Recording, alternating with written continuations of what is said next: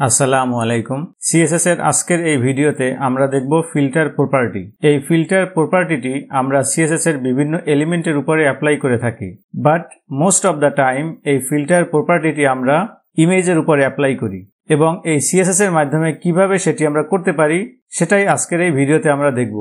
প্রথমে আমাদের লিখতে হবে ফিল্টার প্রপার্টিটি, এরপরে আমাদের বিভিন্ন ধরনের ইফেক্ট আছে এবং সেই ইফেক্টের আমরা ভ্যালুগুলো দিয়ে থাকি। এখন এখানে আমাদের কি কি ধরনের ইফেক্ট আছে সেটা আমরা একটু দেখি। যেমন আমাদের রয়েছে brightness, saturate, sepia, invert, drop shadow, then আমরা অ্যাপ্লাই করতে পারি ব্লার, এরপরে আমাদের রয়েছে কন্ট্রাস্ট, আমরা অ্যাপ্লাই করতে পারি opacity, greyscale, hue rotate, নান।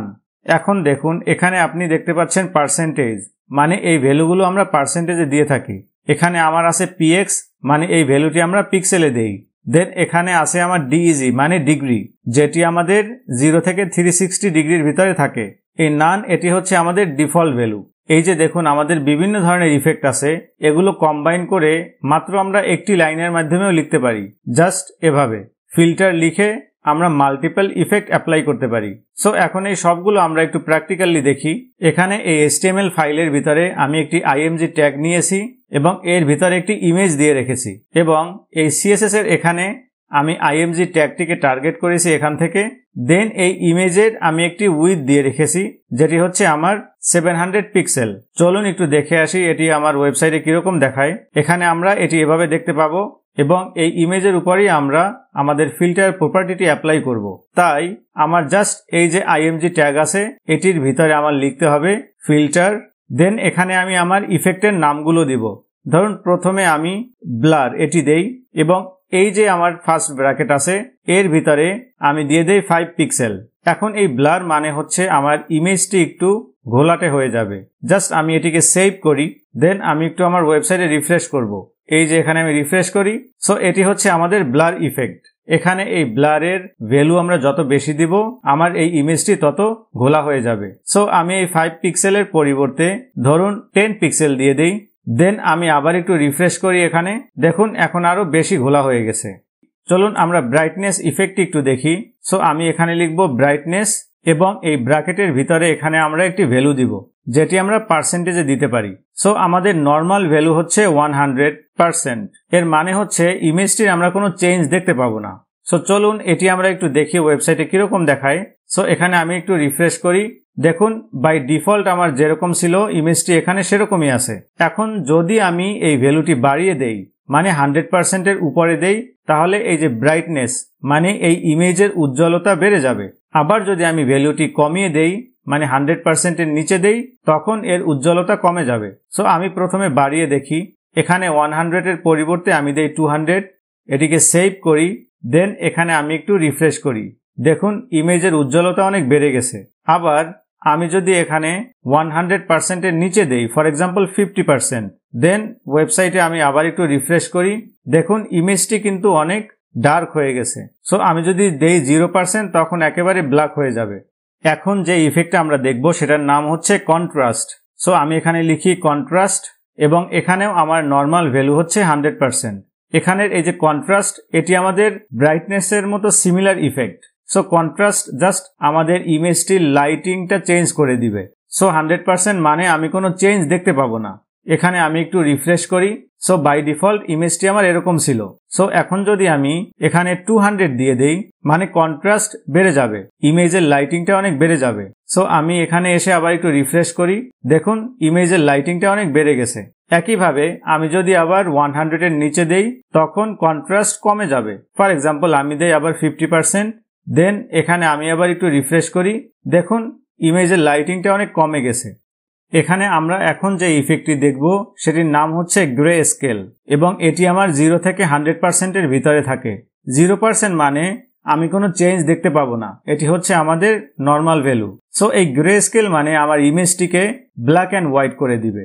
সো যত বেশি আমি ভ্যালু দিব তত আমার ইমেজটি ব্ল্যাক অ্যান্ড হোয়াইট হয়ে যাবে।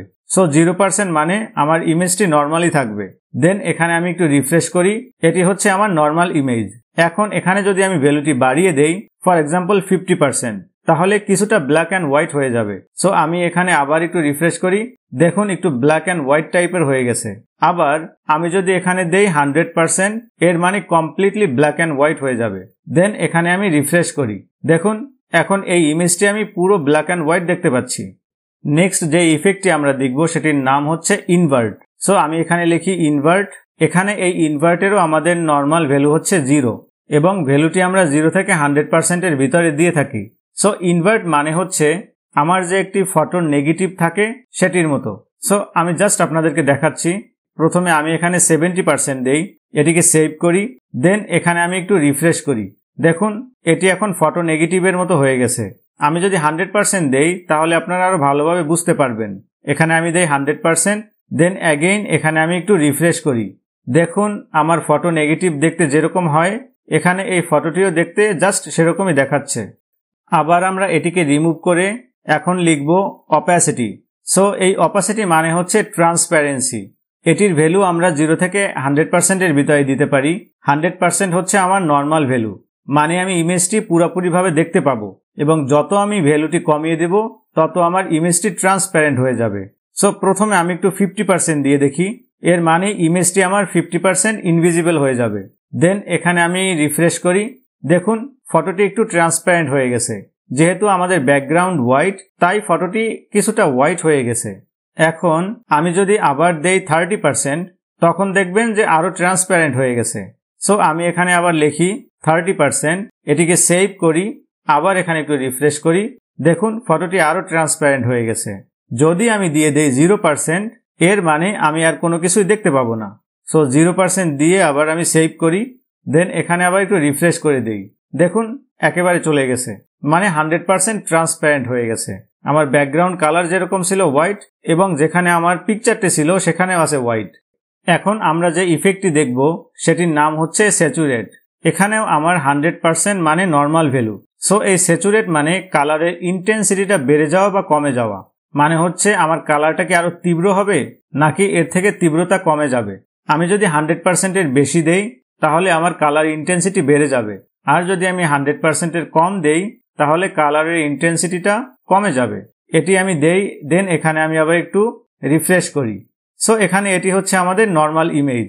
এখন আমি ইন্টেন্সিটিটা একটু বাড়িয়ে দেই, সো আমি দিয়ে দেই 200, দেন এটিকে আবার সেভ করি এবং এখানে আমি আবার রিফ্রেশ করি, দেখুন কালারের তীব্রতাটা বেড়ে গেছে।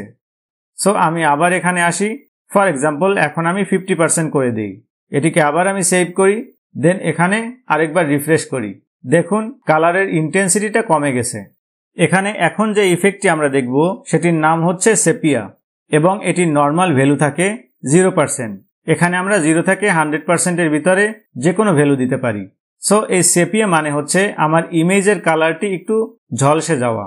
সো 0% মানে আমাদের ইমেজটি যেরকম ছিল সেরকমই দেখাবে। এখানে আমি একটু রিফ্রেশ করি, এটি হচ্ছে আমাদের ইমেজ। সো এখন আমি একটু 50% দিব, দেখব যে এই যে আমার কালার আছে এটি একটু ঝলসে যাবে। সো এখানে আমি আবার একটু 50% করে দেই। সো এখন এটিকে আমি সেভ করি, দেন এখানে একটু রিফ্রেশ করি, দেখুন কালারটি একটু চেঞ্জ হয়ে গেছে, মানে ঝলসে গেছে। আমি যদি ভ্যালুটি আর একটু বাড়িয়ে দেই তাহলে আরো বুঝতে ইজি হবে।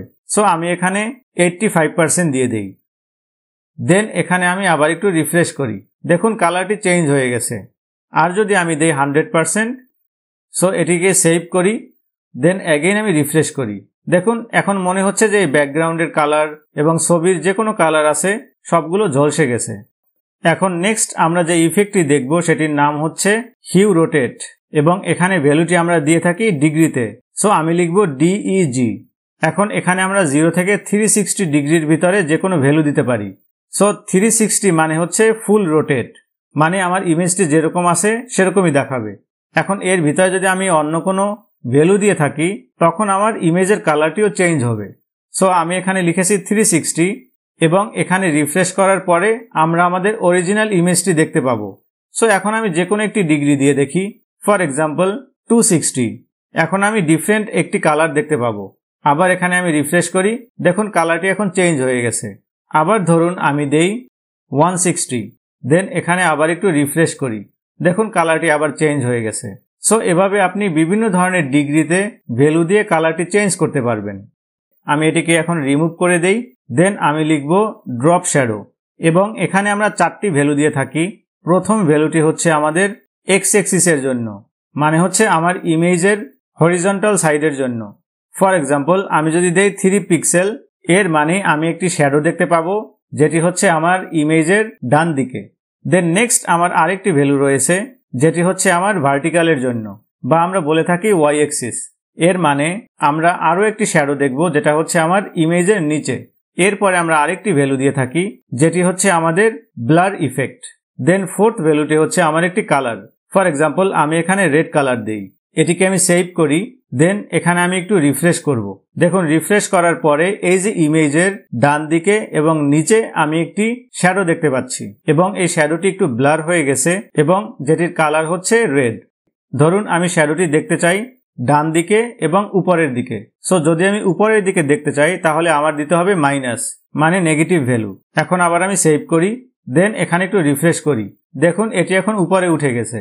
সো নেগেটিভ ভ্যালুটি হচ্ছে আমার পজিটিভ ভ্যালুর অপোজিটে কাজ করে। এবং এই ফিল্টার প্রপার্টির আমাদের আরেকটি ভ্যালু আছে যেটি হচ্ছে নান। সো এই নান লিখলে আমার কোনো চেঞ্জ আসবে না, মানে আমার ইমেজটি যেরকম ছিল সেরকমই দেখাবে। সো আমি এখানে নান লিখে দিয়েছি। এখন একটু সেভ করি। আফটার দ্যাট আমি এখানে একটু রিফ্রেশ করি।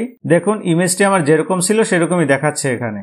সো এখন আমরা একটু দেখি যে কিভাবে এই মাল্টিপল ইফেক্ট আমরা একই সাথে অ্যাপ্লাই করতে পারি। ফর এক্সাম্পল আমি দেই ব্রাইটনেস 120%, এর সাথে আমি আরও ইফেক্ট অ্যাড করব।